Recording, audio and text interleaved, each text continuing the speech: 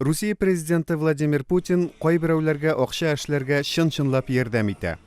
Күптән түгел Красноярскида ачылган президент кафесы хуҗалары да Путин рәсемнәреннән файда күрә. Наш блок НАТО. На самом деле это туалет. Просят, в общем-то, и Эрдогана, но вот какого-то интересного выражения его лица мы пока нигде не нашли. Как найдем, будет Эрдоган. Көнбатыш җитәкчеләре Бәдрәфтә булганда, Путин хөрмәтле урында, аш бүлмәсендә. Кафе хуҗаларының берсе Светлана Лаутман элегрәк Кушма Штатларда укып кайткан һәм ул ил турында хатирәләре шактый яхшы икән. Әмма кем әйтмешли, бизнес инде ул. Никто не умеет управлять государством лучше, чем таксисты, парикмахеры.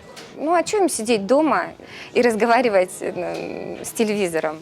Я им предложила место, где они могут комфортно посидеть. Декорацияләре шактый үзенчәлекле булса да, менюлары башка кафедагылардан бик аерылмый. Есть кофе американо. Есть. У нас даже Кока-Кола есть. Есть. Ну, как бы там ни было, пункт общественного питания, да, и есть вещи, к которым люди уже привыкли. Красноярский кешеләре Путинның тикшерүчән карашын тоеп ашарга һәм эшләргә инде күнегеп беткән. Машина көпчәкләрен төзәтүче бу ширкәттә президент дип атала. Бу келәм монда инде 8 ел буе эленеп тора. Бу популяр Путин келәмнәрен кытайлар ясап биргән. У китайцев, видать, только руки под Путина, они его мне во всех вариантах предлагают. И в кимоно. Я вот сейчас заказали, в кимоно будет скоро Путин.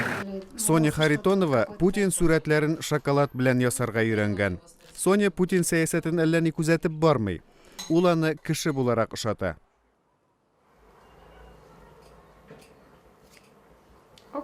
На Путина рука не поднимется, я просто сниму этот портрет и сохраню.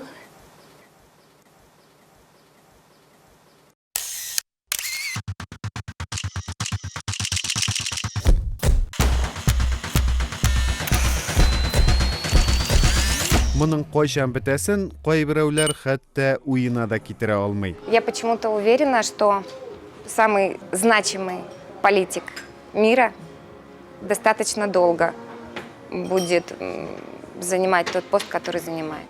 Путинның 3нче президентлык мөддәте 2018 елда тәмамлана. 4нче мөддәткә сайланса, аның сүрәтләре әле тагын кайларда гына булмас.